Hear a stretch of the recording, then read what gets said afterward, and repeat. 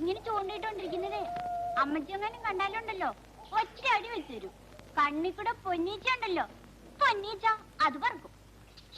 ആ ഇന്നലെ ഞാൻ ഒരു കാര്യം കണ്ടു, നിന്നോട് പറയാൻ മറന്നുപോയി.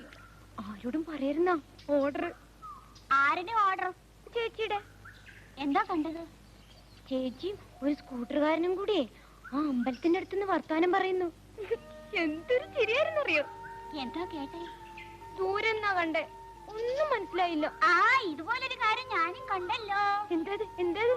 നമ്മുടെ തടിച്ചുപാറുല്ലേ, തടിച്ചുപാറു, അവളും ഗോപാലൻ ചേട്ടനും കൂടെ കലിങ്ങിന്റെ അടുത്ത് ഒട്ടി നിന്ന് വർത്താനം പറയുന്നു.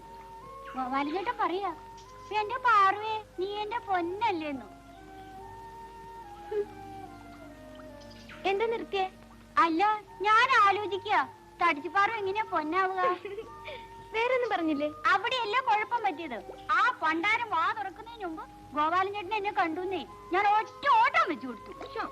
കഷ്ടായി പോയി. എന്ത് കഷ്ടം? എന്നാ ഇനി ഒന്നുകൂടെ കേട്ടു. ഒരു ദിവസം രാത്രിയിലേ അച്ഛനും അമ്മയും കൂടെ സംസാരിക്കുന്നു. അതെന്താണെന്ന് കേൾക്കാൻ വേണ്ടി പതുങ്ങി പതുങ്ങി ഞാൻ ജനലിന്റെ അടുത്ത് നിന്നു. അപ്പൊ അമ്മ പറയാ, ഒന്ന് ചുമ്മാതിരിക്കുന്നേ, ആ ചെറുക്കൻ അപ്പുറത്തെങ്ങാനും കാണൂ, ഉറങ്ങിട്ടെന്നു. എന്നിട്ട് കൊറേ നേരം കാത്തിരുന്നു, പക്ഷെ അറിയാതെ ഉറങ്ങിപ്പോയി. അല്ല, ഇവരൊക്കെ എന്താ ഈ പറഞ്ഞു കൂട്ടുന്നേ? അതാ എനിക്കും പിടി കിട്ടാത്തത്. നമ്മളീ പറയുന്ന പോലെ വല്ലതൊക്കെ ആയിരിക്കും. ആയിരിക്കോ?